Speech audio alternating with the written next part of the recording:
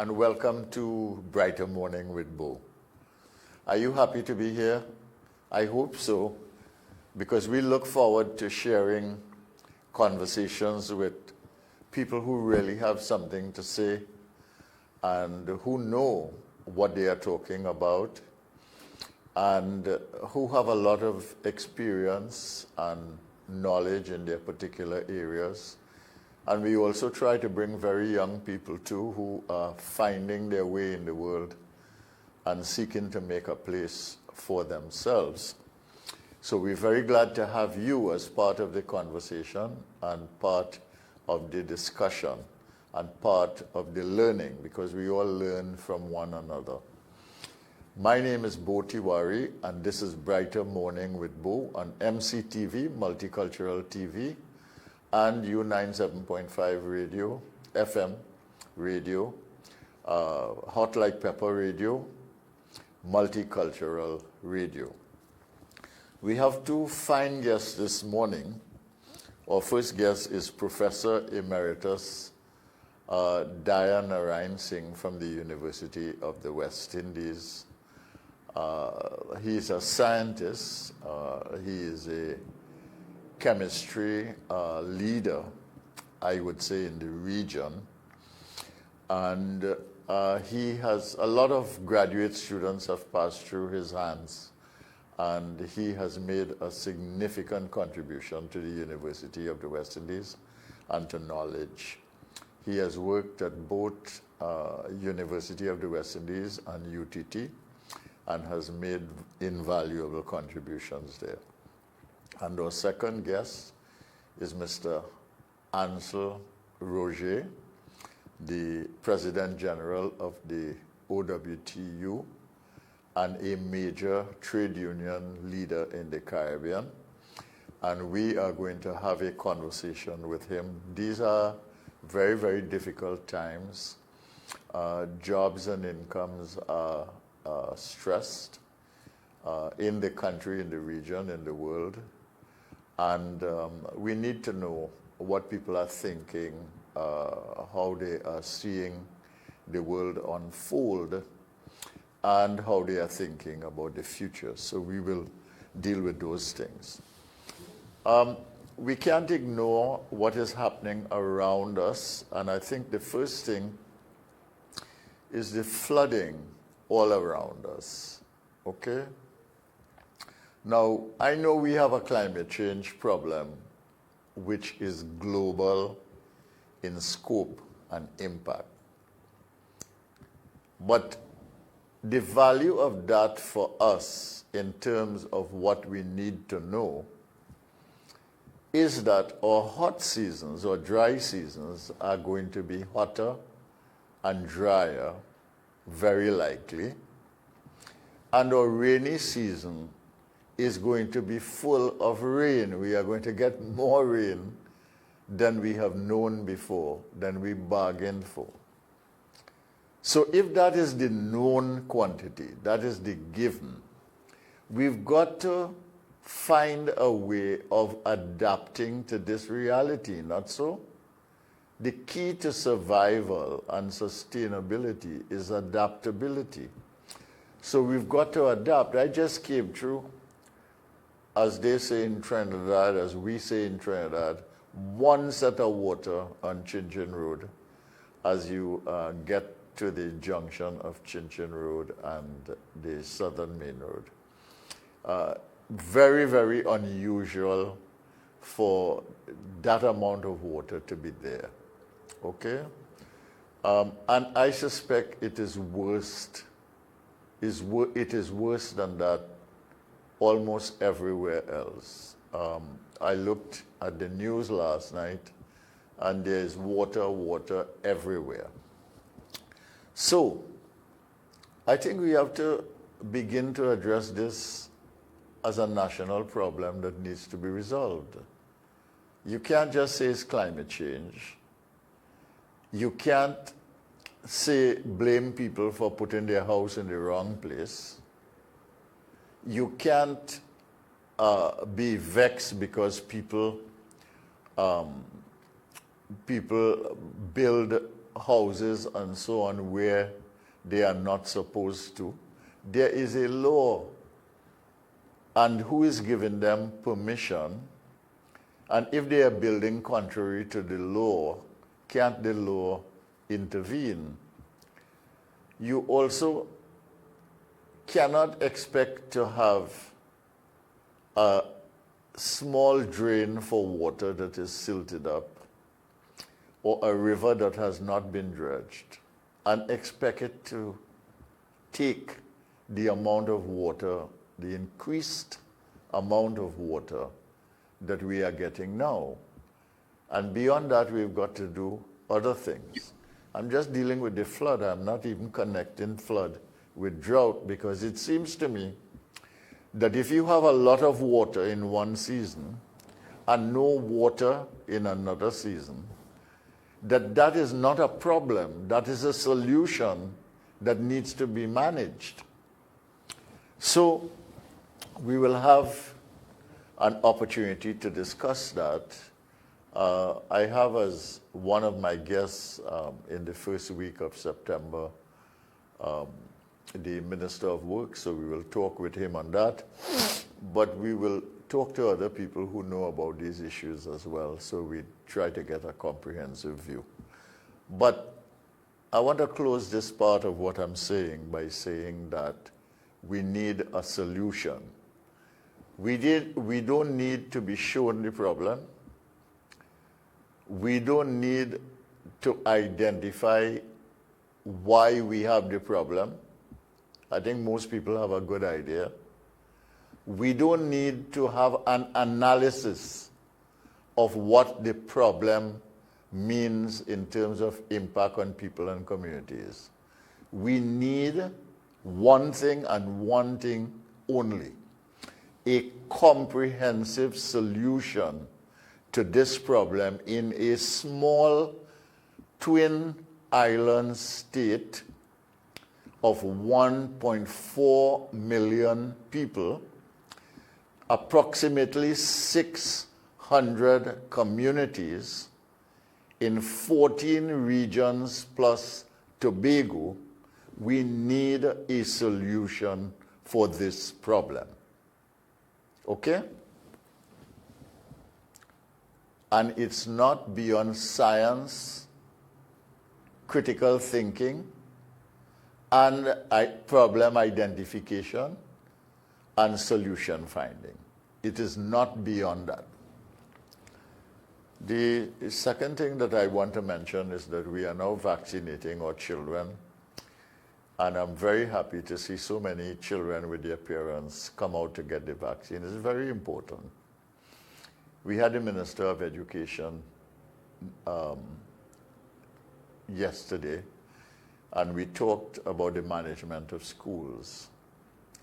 I mean, I think it's a reason for concern. I don't see how you can have schools with some children vaccinated and some unvaccinated, and some teachers vaccinated and some unvaccinated. That's going to be a very difficult situation to manage. And, you know, democracy is one thing, common sense is another. And I think we've got to find a way of doing this thing well. We have the opportunity of dual system education, where you can go online and get an education, where a teacher can teach online and be part of the education delivery process. And we have to have the children who come to school and are in a social setting, we have to have those children protected, just as we have to do our best to follow the protocols if we are not vaccinated, to try and stave off this terrible virus from getting into our system. And we don't have the Delta variant in the population here yet, as far as we know. I saw a video last night in which Jamaica has 22 Delta infections in that country. We are lucky not to have any. But believe me when I tell you, it's only a matter of time before it gets here. And once it gets here, it's not going to be easy. I am very worried, for instance, about if this Delta variant gets into Tobago, a small island like Tobago with 60 million people living in the same small space, and what is likely to happen there, and what is likely to happen to the pressure on the system, and what is likely to be in the management, likely to emerge in the management and resolution of that issue if it happens in Tobago. And so too in this country. Trinidad and Tobago is a small place. It's 1.4 million people. It's not a lot of people. And we are opening up now. And as we open up and people become more engaged with one another and so on, the risk is higher. And if you have Delta variant in that mix, there's going to be a real problem here. So I say to my fellow citizens, my brothers and sisters, the people who I live with and work with and the people whom I have served in different capacities for many, many years, whether it's in education, politics, government, opposition. You know, let's get this thing right now, for your sake, as a human being, as an individual, but also for the sake of the society. I mean, you have to care for your family, your friends, and the people you engage in, okay? Engage with. So, all right, that's enough for now, the flood and the vaccination. Let's get vaccinated, and let's solve this flooding problem once and for all. It is solvable. So we go on now to our first guest, and we are going to discuss with that guest, who is Professor Dyer Narinesingh, the whole business of science and technology. We spent Monday talking about literature as an important area of study because it involves language, it involves sensibility, it involves reading, it involves understanding, it involves living in the shoes of the various characters, etc. And more than that, it teaches you to write and it helps you to think. And then we talked about V.S. Naipaul, and we had a video with V.S. Naipaul, and I think if you listen to that great writer, you will see that, you know, it takes a lot to create a novel or to write a piece that is penetrating and that can make an impact on you, on people. So literature is important. But we had a discussion with the Minister of Education yesterday, and the last question I asked her was whether or not, given all the changes that are taking place in the world, we could continue with this kind of essentially backward curriculum that we have in Trinidad and Tobago that really will not prepare us for the world. And she said that they are on to the transformation and that she sees the opportunity to transform the curriculum and that it will take some learning and adaptation, and that is the road on which she is headed. So we will see in reality how that turns out. But my own feeling is that we've got to do this dramatically and quickly, and we've got to get it done. Before we go to Professor Narinesingh, I want to let you know that today, Thursday, I have an article in The Guardian on page 12, the editorial page, and it reflects on the issue of human displacement by focusing on the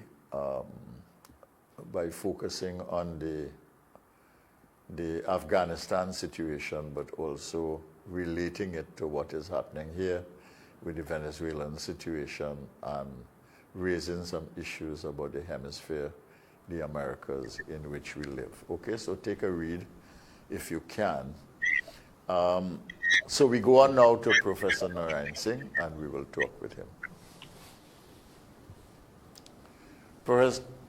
Professor Narinesingh, how are you? Well, very good. Thank you. How are you? I'm good. It's good to see you. We've talked on the phone, but we haven't seen each other in person for a long time. So it's wonderful to see you. Yes. It's also a pleasure, for your invitation to have this conversation on this very important topic of STEM education for innovation. So I really appreciate the invitation, and I hope that the views expressed in this morning may serve as a spark to set that fire glowing and bring about a radical, a disruptive change in our curriculum from the preschool to the tertiary level. It cannot be cut and paste as usual, right? Because of the type of world we now live in. Okay, all right. Well, I think you've sort of entered the discussion, the conversation in a very nice, perhaps dramatic, and I would say forceful way, because you're saying that we cannot be ready for the changing world that we have with what we are teaching people in this system, in the education system now. And you are saying that what we are doing now needs to be dramatically disrupted. So I will give you a chance to talk about those two issues. Yes. All right. First of all, the topic is STEM education for innovation. All right. Let me just explain to those who might not know. I know a lot of people would know this, but STEM education has to do with science. The S is for science. T is for technology. E is for engineering. Yes. And M is for mathematics. So the idea behind the concept of STEM is that you want to have these four elements in your education curriculum, and you want to have students exposed to it at some level in the education system. Go ahead, Professor Narinesingh. Quite correct, right? Yes. And we want to first of all touch upon the term innovation, because I think this is what is going to create the interest in the society. And we have been using the word innovation. In fact, we are hearing it at all levels.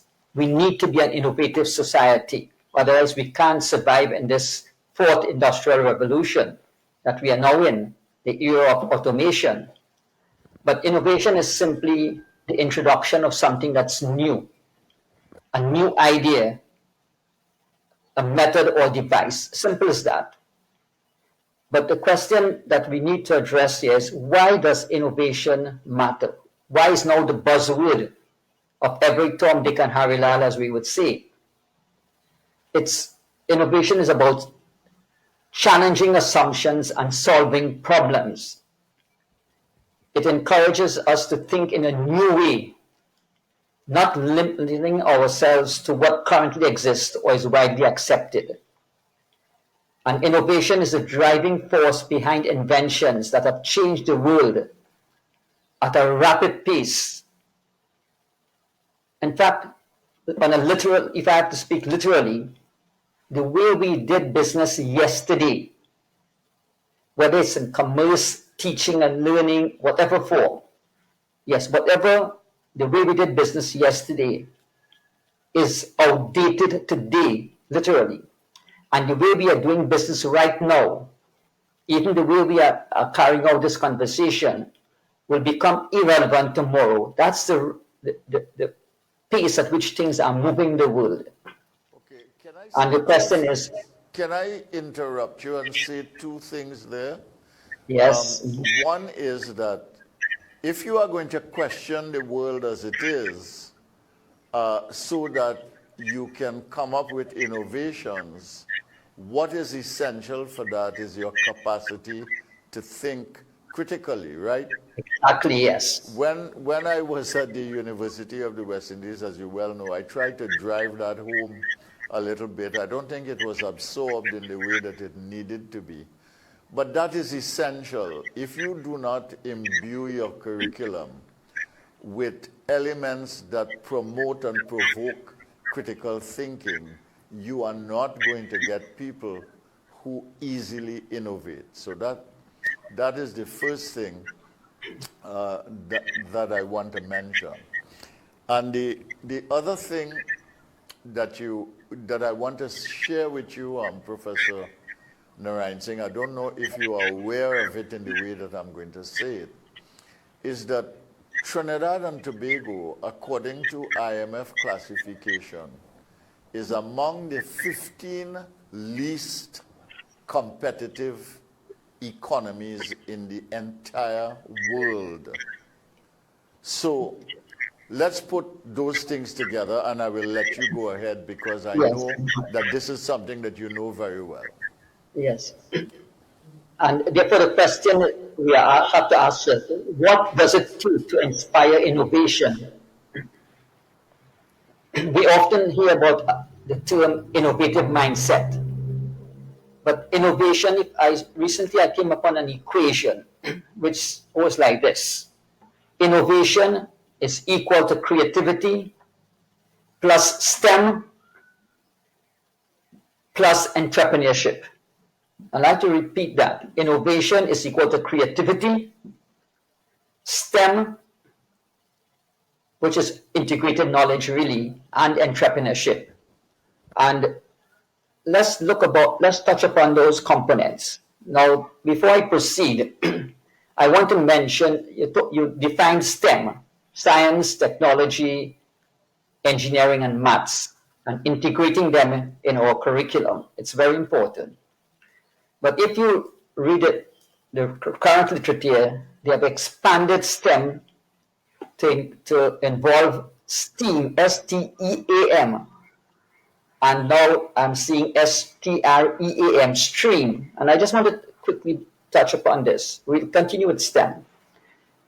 What they have done is to add other components to the learning process. Science, technology, engineering, and mathematics STEM. The STEAM, the A is for the creative arts. The arts, yes. The creative arts especially, very critical. And when we look at the role that what animation is playing in today's world, you'll see how art is so critical in the design. And STREAM, STREAM, the A refers to the R, refers to reading. Right, so that's just to mention that the way that things are moving, it's not static. But we will focus on STEM, the main components.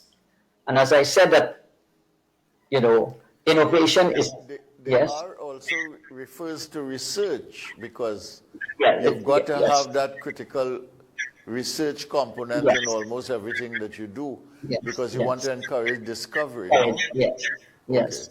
So those are it's dynamic. So, but most people are familiar with STEM, right? And we'll continue along with that line. Now, we said that innovation is equal to creativity. So let me just quickly touch upon creativity. And we need to develop a creative mindset. And this is critical to innovation. When we are faced with a problem, there are many ways to find a solution, to reach a solution. And the process of working to reach a solution is when creativity occurs, allowing new ideas and concepts to be developed. A creative and innovative mindset must start at the cradle and end at the grave. Now, this is critical. What it means when we are doing this reform to our education system, we need to, this is a challenge we're going to face, developing and maintaining creative mindsets at all levels of our population, as I said, from the cradle to grave. And it is critical driving force to developing a creative and innovative mindsets is in our teaching and learning activities. most of the innovations occurring today is at the fringes of science, technology, engineering, and maths. You know, we were taught for years, and we still do it. These subjects are taught in isolation, no the interconnectivity. But all the innovations which are occurring in the world today is at the fringes of these subjects, not in the hardcore. If you look at medicine, the developments in medicine are not occurring in the hardcore medicine. It's in biomedical engineering, biotechnology, etc., on the fringes of the disciplines.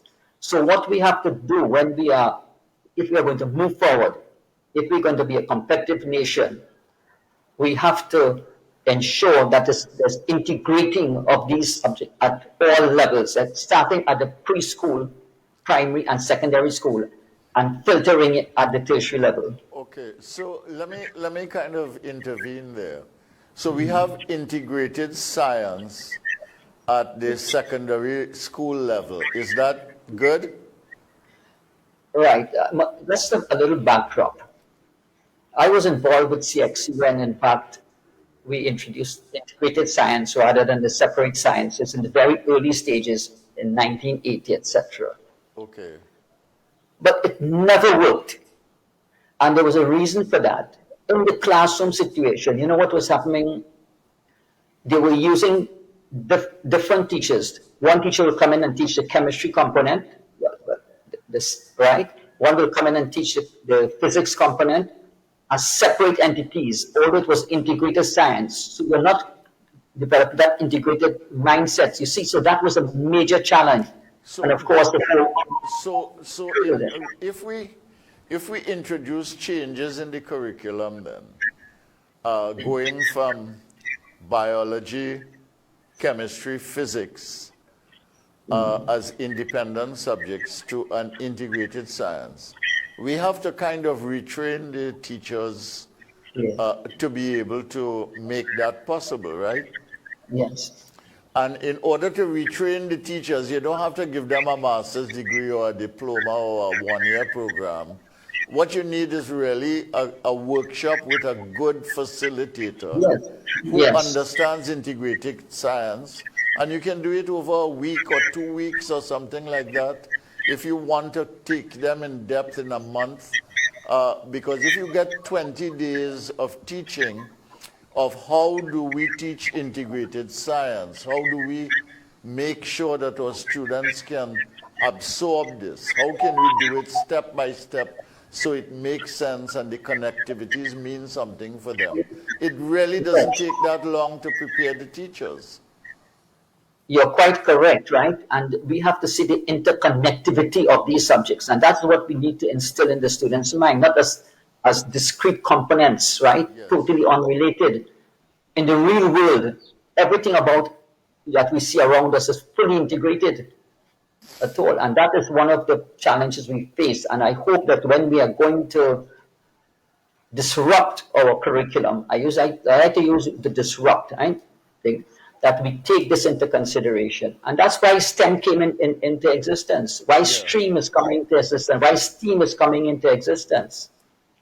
So STEM is really, right?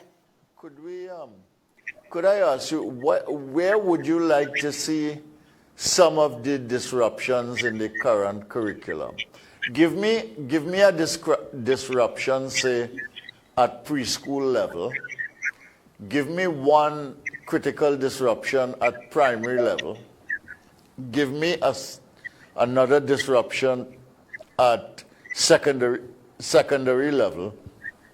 And then we'll talk about tertiary education a little bit. Yeah. Now, what it means, therefore, you see, there's some points I want to make, right? But then I'll now make them since you asked this relevant question, right? When we are talking, let's say, at the preschool and at the primary school and at the secondary school level, there's certain strategies that countries have been using to integrate the sciences, in fact, to integrate the knowledge in all the different subject areas. Yes. Let me give you an example. I happened to be in Disney World a long time ago. And I was so surprised to see that school children with their teachers were brought into the amusement park there, and the teacher was teaching Newton's law of motion in an amusement park. And they were integrating all the different aspects of science into it. Yes. It was amazing. The other thing I saw in Florida was that every week the science students were going into the museums and they were having classes there. And they were now looking at all different facets of it. So the teachers themselves do not have to necessarily to be an expert in all the branches of science. This would be impossible. But we have to be able to develop the links, and therefore there must be like team teaching. And the teachers must sit down in advance and prepare these things and know how to show it. Because the students can integrate very easily, you know. It's the way we are teaching them in compartmentalized knowledge. And this is a system that has been going on for years and is crippling us. No innovation has occurred in the pure science or the etc. It always at the fringes, as I mentioned before. So that is critical in our curriculum development.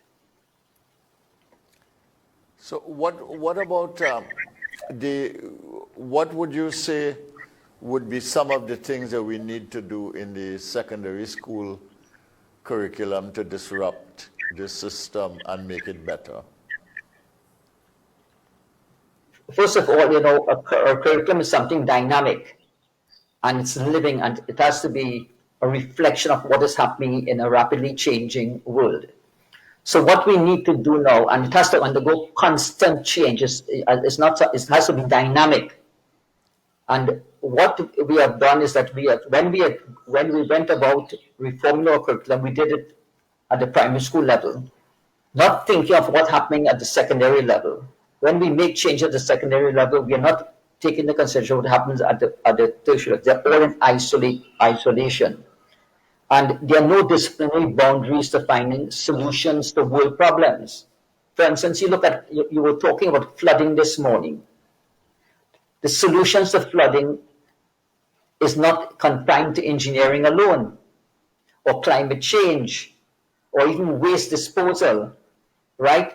They involve all the different facets. So we have to come now and integrate the contents of the curriculum, and more important, the way it's taught. And it's not difficult, you know. It's not difficult. We have to have the appropriate mindset. You may think it's a challenge. It's not a challenge. I am seeing now in the world where when the students in the preschool and the primary school, right, they're teaching science. And what the teacher does is now becoming what you call student-centric rather than teacher-centric. And that's something I'm sure we could talk about. And what they do is that they pose a problem to the children, and they sit in groups. They're no longer in single desks or chairs along there. They always have them in groups. And the teacher will come and they're teaching a topic. It may be in chemistry, but they pose a question. And what the students, as the students are discussing it among themselves, what they were doing is online, on Facebook, etc., they were putting that question, the same question the teacher is. And in real time, what was happening, basically you're getting responses from literally from 8.4 billion people coming in free of charge to these students as they sit down with different mindsets, different discipline backgrounds of how you can solve a problem. And these students now will be taking this information, filtering, etc., and having a discussion with the teacher. Those are the things that need to happen at the primary and the preschool level, especially, and moving into the secondary school level. So it's no magic to say that how, you know, a lot of teacher retraining, etc. In any case, you have to have the core knowledge in the discipline, in the core disciplines. But we have to be able to see the interdisciplinary relationships and encourage the students to think that way. Yeah. All right. You mentioned the idea of the fourth industrial revolution. Yes. tell me a little bit about what that is. I mean, I think I understand it, but I'm sure a lot of people looking on and listening understand it, but I'm also sure that some people would like to know more about it and hear firsthand from somebody who knows. What is the fourth industrial revolution really? Right. Well, if I backtrack very quickly, we talk about the Stone Age, the Iron Age, etc., in those early days. Now they're talking about revolutions, and the first industrial revolution had to do with the the use of the steam engine, developing steam to create power, and that led to the extension of the communication system by rail and brought about rapid change. That's the first one. The second one had to do with oil and gas, right, and coal as fuels. And this brought in another set of developments, transformations in the world. The third one is called the digital age, which we all know about. And that's quite just in the 60s, 1960s, etc. And that is where we're talking about the computer, the internet, and the change that brought about in the world, a revolution. And the fourth one, some people still feel that we are in the third one. The fourth industrial revolution, which is a reality, is one dealing with automation, right? Robotics, right? Self-learning machines. That is what we are dealing with today. What is going to happen? If you look at Amazon and DHL and FedEx, the way they do business, you go into their operations, you go in car assembly plants. It's robots that are doing every single thing. It's the whole process, the whole of business now being fully automated. So the human input is becoming essentially nil, and this has implications for our educational system. So in the fourth industrial revolution, we have to see the curriculum reform in the light of the fourth industrial revolution. And who knows, by the time we get down to it, maybe the fifth revolution. It is changing at such a rapid pace, but we have to be up to the time. So it has to do with machines taking over humans, or robotics, right? All of those things. So let me just kind of recap for the listener or the viewer. All right, we had an agricultural revolution where we were concerned about basically feeding ourselves, getting food, yes, and making sure we survive. Yes, then we had the first industrial revolution based on the steam engine. All right, and that allowed us to move about, etc., to go from place to place, to get things from place to place, because you had mobility, you had motion, you had transportation systems, communication systems. Then you had the second industrial revolution, where you basically were focused on the energy. So you had food, you had transportation, then you had energy, all the elements of energy. And then you got into the third industrial revolution, where the computer came in and created the conditions for technological innovation based on the fact of the computer and the internet and so on. And now you have the fourth industrial revolution, in which all of these things are taken for granted. You have since have many innovations in agriculture and continuing. You now have innovations in all these elements. In the way we are doing energy, we now go into renewable energy, in the way you manage transportation and connectivity, all of these things. But we are now in a situation in which all the work of the future, by and large, is going to be done by machines and automated systems. And it is not that human beings are irrelevant, but their roles are going to change. The role that they play is going to change. Could you talk about that, the implications of the fourth industrial revolution, the changing role of the human being, the changing role of technology in making and doing and making things happen, and what this means for what we need to teach our children in schools? Right, a very, very relevant question and a follow-up to what we were discussing. Now, I just want to backtrack just one moment here and talk about the new natural resource and where the role of the human being comes in. Yeah. Now, when we talk about natural resources, and I want to place it in the Trinidad context, it's very, very important. It's critical. Put Professor Narinesingh on the whole screen. Yes. Yes. What is happening is that, the new natural resource for wealth creation, for innovation, is no longer gold and silver, copper, and in the Trinidad context, oil and gas. That has now become irrelevant and outdated, and we are seeing what is happening to the Trinidad economy with respect to oil and gas. Gas is a depleting natural resource. Yes. The new natural resource in terms of the topic we are discussing is now knowledge. And I want your viewers to listen to this. Knowledge fueled by the power of the human imagination, creativity, innovation, and entrepreneurship to create wealth for the benefit of all mankind. And in the Trinidad context, to create wealth for the benefit of all our people, whether we are from the hills of Laventille, the plains of Caroni, from Charlottesville to Icacos. That is the new dimension here.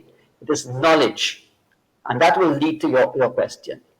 But it must not be knowledge in a vacuum. Now, what this means that, since knowledge is the thing here, what it means, therefore, that we need to rethink. Now, there's something I referred to, and you may be interested in this, in a previous discussion I had a couple of years ago. I referred to the First Republic of Trinidad and Tobago, in inverted commas. Professor Narinesingh, yes. can you adjust your computer or your phone, whatever you're using? So we can see your face. Excellent. Oh, yes. It's the computer I'm using, yes. Yes. I referred to something, the First Republic of Trinidad and Tobago, which we can see started around the 50s, where the mainstay of our economy was oil and gas, you know that. But the world was moving ahead of us, and we did not recognize this, in spite of the fact educators like yourself and others were telling them that the new natural resource cannot be oil and gas, silver, gold, whatever you have. It has to be knowledge.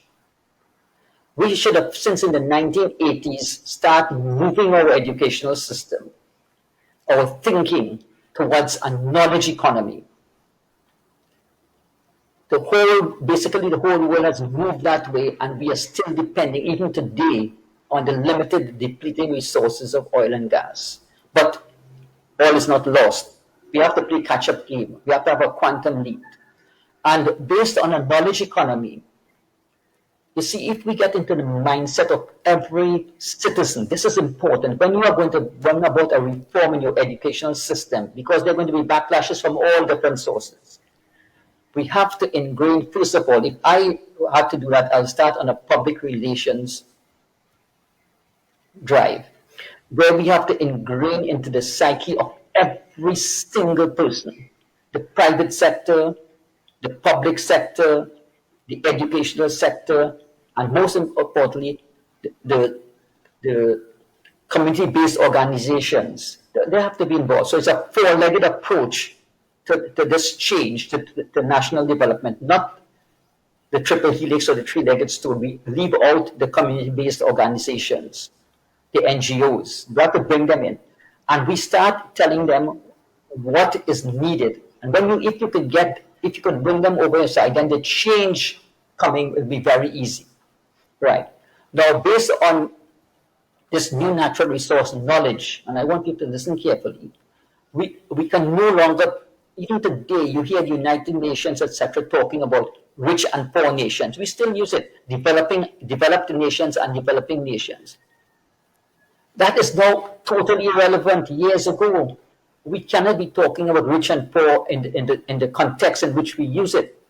What we have to do based on this new knowledge economy, which is what the topic is all about, we have to classify nations differently. The people must understand it. And this is my classification of the new world order. Listen to it carefully. I call it category 1.